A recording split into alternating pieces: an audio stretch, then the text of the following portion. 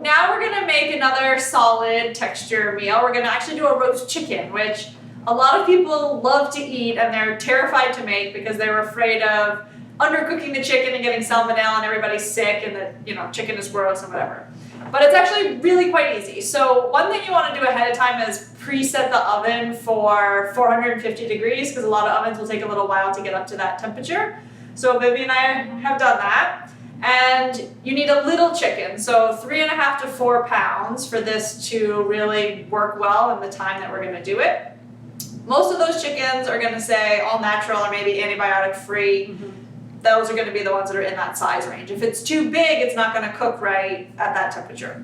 And I rinsed it off, and you just want to then take some towels or napkins and pat dry the whole thing inside and out. Because if there's too much water left over, it steams a little bit, and that keeps the skin from being really crispy, which actually helps to hold in a lot of the moisture if you have crispy skin. So we're going to dry it off top and bottom.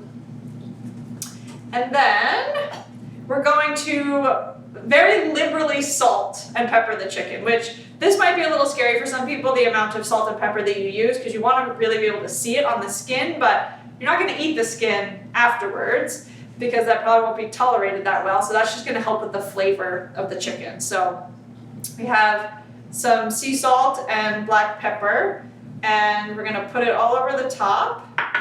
And then throw some inside the cavity. And then whatever sort of gets on the plate, you can brush on the bottom there. Okay, so we have plenty of salt and pepper on there. And then actually, we're gonna cross its legs. So you have these flaps of skin in the front, right? And I usually just check out which one is a little bit bigger.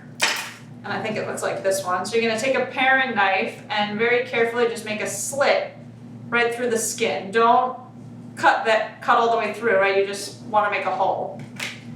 Take the leg on the side with the hole and pull it across, and then pull the other one over the top, and we're going to stick it through the hole. Oh, now I can't find my hole. A little pocket. Yeah, it's a little pocket, but now I've lost it. Come here, where'd you go? Oh, there you are, way down there. Okay. So I got my little hole. Let's recross the legs. Stick the leg right through the flap of skin, and that will hold it together, and that helps the cooking. It'll help it cook evenly. To cook the chicken, you need a roasting pan, right? Or you can use a Pyrex dish or something like that. And it's easiest if you have a little rack that fits in there so that the chicken sits on the rack up out of all the juice that's going to fit in the bottom. But if you don't have a rack, all you have to do is take some tin foil and roll it up into little rolls, like little dowels, and just stick it in the bottom. So we took a roasting pan and we made 3 little dowels out of tin foil and put them in the bottom. And then we can just put our chicken right on the top there, and it will rest comfortably. And as the fat comes out of the chicken while it's cooking, it won't be sitting in there. And I love that this, I'm going to call it pocket. Yeah. Okay. That is really going to keep the moist in. Yeah. And because we put salt and pepper on the inside and on the outside, you sort of get the flavor coming from both directions for it. So then you're going to put the chicken in that oven that's already 450 degrees, and you're going to set the timer for 55 minutes. Put it in there. Don't open the door. Don't do anything. Just leave it there. And when the timer goes off, then it'll be ready. The more you open the door, you introduce air, and that creates steam in there, and then that's steaming when we don't want that to happen. So you just put it in there, set the timer, and forget about it. Wonderful. May I? Yes, please. Okay, so our chicken is all done. We're going to remove it from the oven. Just be careful because it's hot, right? 450 degrees is a lot of temperature. So we're pulling it out here. You can see it has a nice crispy skin. It's bubbled up a little bit, and all your juice is down at the bottom, and your chicken's not sitting in it. Okay, so now we're going to carve the chicken. So we're just going to remove it from the pan and put it on a cutting board so that it's a little bit easier to access. And actually, just grab me a towel so I can move the pan out of the way. Thanks. Move this out of the way so you can see better. There we go. Okay, so The easiest way to carve a chicken actually is to remember where the backbone of the chicken is. You're just gonna go straight down the middle there. I like taking the leg off first. So where the skin separates right here, you just cut straight down, okay? And it should pull away very easily from the breast of the bird. Then there is actually a little bone back here that you need to come inside. I forget which bone that actually is, but that's fine. And then, if I can see, the joint just separates and the leg comes off whole like that. We're going to remove the skin, right? Because underneath the bird, it did not, crisp up and it's a little fatty and hard to digest. So we just pull that off. And as you can see, it's very moist, right? You see all the juice running out of it there. Probably the thigh of the chicken is about your 3 ounces.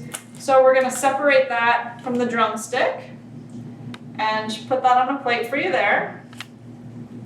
If you prefer breast meat, you're just gonna go to the center of the chicken again, where that breastbone is. You just sort of separate one side from the other and pulling away from the skeleton, the breast will separate right off very easily. You don't need a lot, so I'm just gonna pull the skin back so that you can see what you got here and cut you off a little piece. It looks incredibly moist. Yeah, I'm so glad we put the towel underneath this cutting board because juice is running all over. So there is a portion of breast meat. Which is really what we want, this beautiful golden color on the outside and moist in the meat, and the perfect portion. Another phenomenal recipe. And I wish they could just smell the aroma because it's only salt and pepper and phenomenal. Yeah. So the famous Thomas Keller, if you guys have ever heard of him, says that you should always serve a roast chicken with a dollop of stone ground mustard and a wedge of lemon. Oh. So that you could dip it in a little mustard if you like and you sprinkle the lemon on top and it makes it really bright.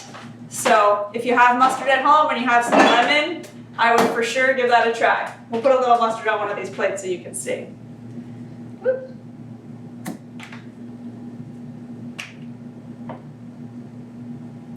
Sort of like a little dollop like that. And you can dip if you like.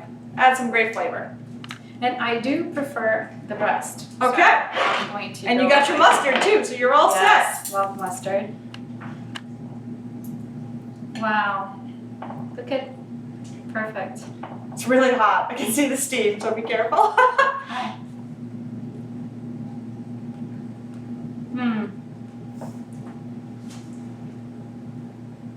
This is only salt and pepper. It's the perfect cooking. It's the combination of the right time with not opening, not opening that oven door. Yeah. And I just love it. Thank you. You Yeah. nailed it. Thanks.